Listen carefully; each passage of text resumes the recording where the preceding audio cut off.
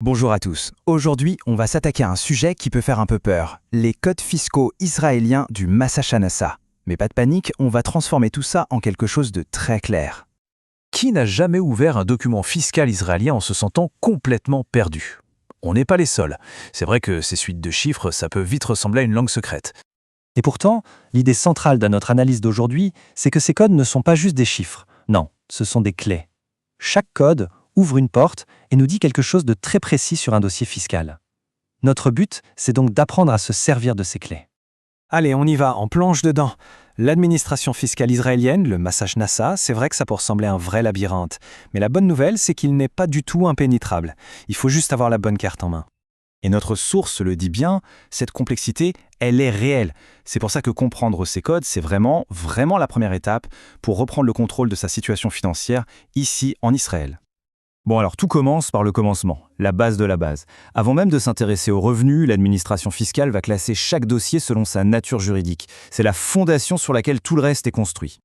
Alors, jetons un œil à cette fameuse première clé. Le code 1, c'est pour un résident israélien, le cas le plus courant. Si on opère via une société, hop, ce sera le code 5. Pour un non-résident qui a des revenus en Israël, eh bien c'est le code 10. Une simple erreur sur ce premier chiffre et ça peut tout de suite entraîner des complications. C'est pourquoi il est crucial de s'assurer qu'il correspond bien au bon statut. C'est en quelque sorte la clé maîtresse de tout le dossier fiscal. Ok, une fois qu'on a ça, on passe au niveau supérieur. Une fois que l'entité est définie, un code principal vient préciser la situation spécifique. C'est là qu'on entre dans les détails. On pourrait se dire, bon, je suis salarié, ça ne concerne pas. Eh bien, détrompez-vous. Dans certaines situations, même un employé peut avoir besoin d'ouvrir un dossier spécifique. Voyons ça de plus près. Le code 81, par exemple, c'est typiquement pour un salarié qui demande un remboursement d'impôts parce qu'il pense avoir trop payé. Le 92, ça concerne les hauts revenus qui sont obligés de faire une déclaration annuelle. Le 93, c'est pour quelqu'un qui a une autre source de revenus dite active, genre une petite activité à côté.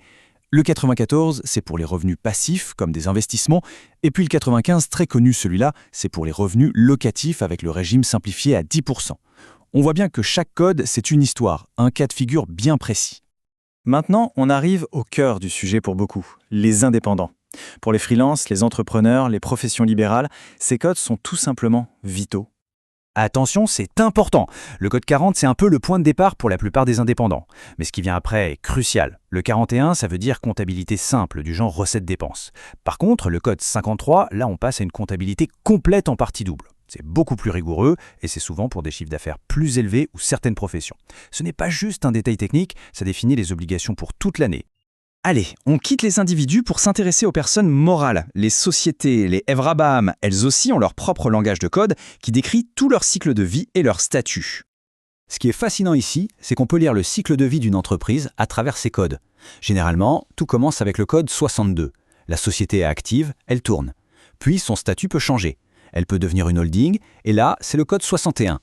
Si l'activité s'arrête, elle est mise en sommeil, code 70 ou 73.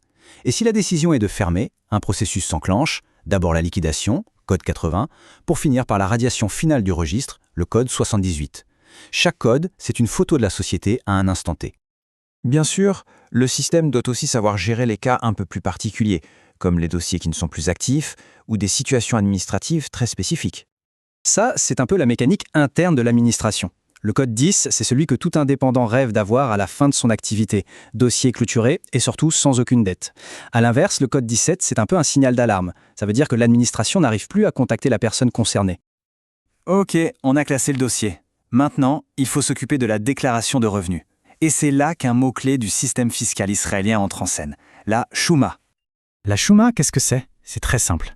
C'est l'avis d'imposition officiel. C'est la réponse du fisc à la déclaration de revenus. Et le code qui l'accompagne, c'est le verdict.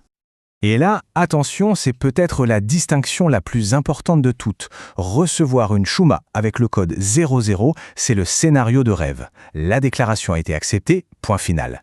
Mais à l'opposé, le code 03, c'est une situation bien plus délicate. Ça veut dire que l'inspecteur n'est pas d'accord, il a rejeté la déclaration et a fixé lui-même le montant de l'impôt.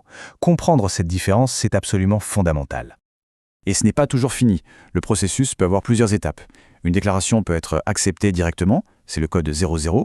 Elle peut aussi faire l'objet d'un accord après une discussion avec l'inspecteur, ce sera le code 02. Ou alors elle peut être fixée par une ordonnance de l'inspecteur, code 09. Et dans les cas les plus complexes, ça peut même finir devant un tribunal, code 11. C'est tout un parcours potentiel. Bon, on a vu plein de codes, plein d'informations, mais concrètement, qu'est-ce qu'on en fait? Comment est-ce qu'on transforme ce savoir en un véritable outil de contrôle? Justement, un point très pratique mais essentiel à savoir, tout ce système est géré au niveau local. Chaque dossier est rattaché à un bureau fiscal, un psikit shuma, qui dépend de l'adresse de résidence ou de celle de la société. C'est l'interlocuteur direct. Et voilà où on voulait en venir. Au final, l'objectif, il est là. Comprendre ces codes, ce n'est pas juste de la culture générale fiscale. Non. C'est se donner les moyens d'agir, de poser les bonnes questions et de gérer sa fiscalité de manière proactive, et non plus de simplement subir les événements. La prochaine fois qu'un document du Massach Nassa arrivera, ce ne sera plus un langage indéchiffrable. Ce sera une source d'information claire. On l'a vu, chaque numéro est une clé. La question, c'est donc, maintenant qu'on a ces clés en main, quelle porte va-t-on ouvrir pour prendre le contrôle de sa situation financière ?